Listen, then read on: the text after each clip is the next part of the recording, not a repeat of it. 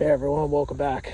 We got a little progress in the last couple days. Take a look at what we got going on here in this incredible mess that we're looking at. But I guess that's all part of it. So, got like a day and a half of digging to complete the trench for the footer. I'm gonna take a walk up on some higher ground here so that we can see. The worst part about winter is these warm days that we're getting. Brings on some. So if you look, you can see down in the trench.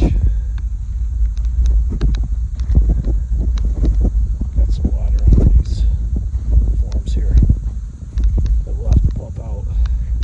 Dug a little sump pump pit here to be able to drain some water out, let it run in there, but you can see some piles. We got some of the bank collapsing here.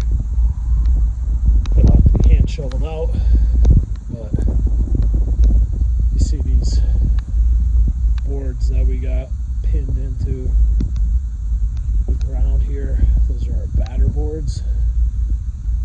Got our string line up to represent the outside building here. As you can see, got a block pinned to the wall coming across to represent the outside of the building.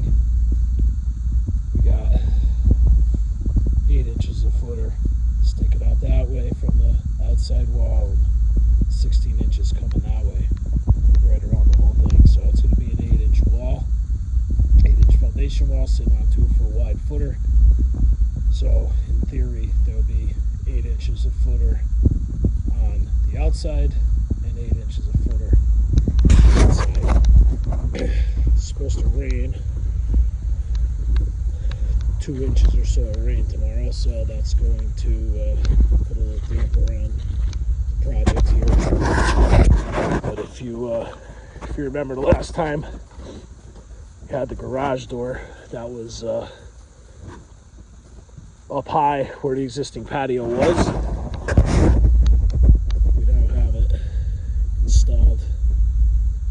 Had to cut out 2 courses of block on the existing garage. You can see the bed joint there. There's 1 course to come out and the 2nd course to come out here where the door was.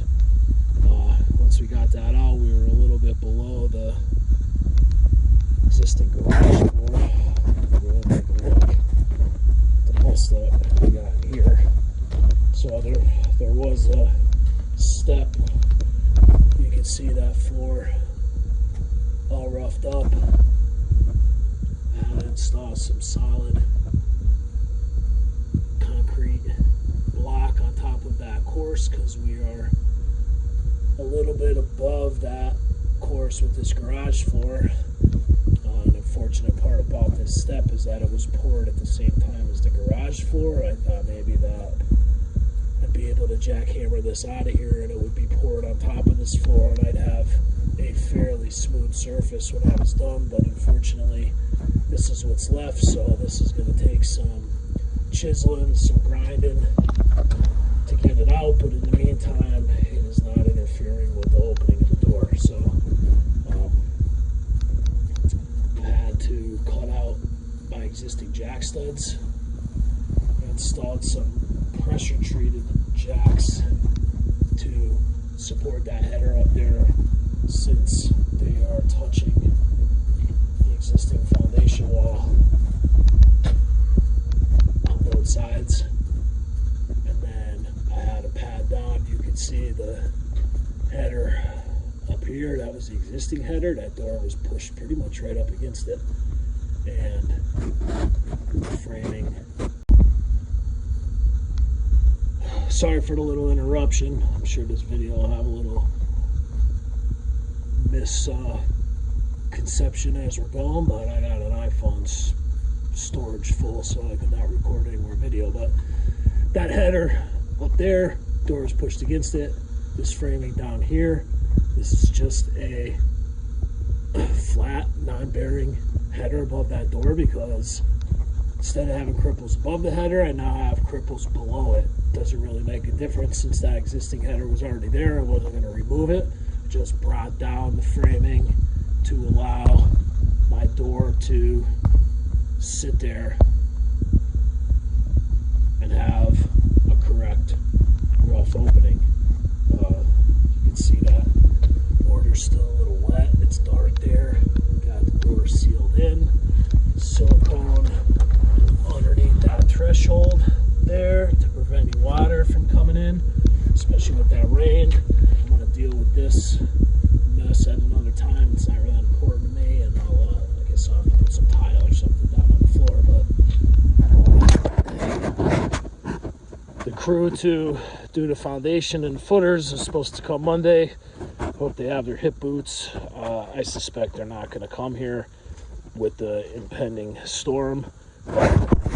Everything is set up, ready to go. We pulled diagonals from our intersecting corner. We got an intersecting corner on that string line over there. And then that string line is attached to that block, so that we know we have a square footer. Since it's below the ground, there's no way to pull diagonals without existing earth in. So we set these batter boards up to represent a proposed building line and be able to measure from point to point and corner to corner that way. So if we're below the ground and we can't see anything, we're able to do it. So it's going to be a 12-inch footer. We'll have to pump that water out tomorrow afternoon or Monday morning at some point to get this a little cleared out. In the meantime, I'm going to put a couple 2x, I'm going to tap pound them into the stone on the house here, drape some plastic down over here to try to prevent any water from coming in the foundation. This is a stone house, stacked stone all the way up to the top. So the problem with stacked stone foundations is they tend to leak water once they're exposed like this. So I'm going to try to do everything I can to eliminate that and prevent any water from coming in the basement. But that's where we're at right now. We got our string lines. We are ready to go. You can see it is definitely a muddy mess. I mean, you just cake it right on the boots. Try to keep everything clean. So hopefully the next time we get here, we are formed and poured and ready for third foundation wall. So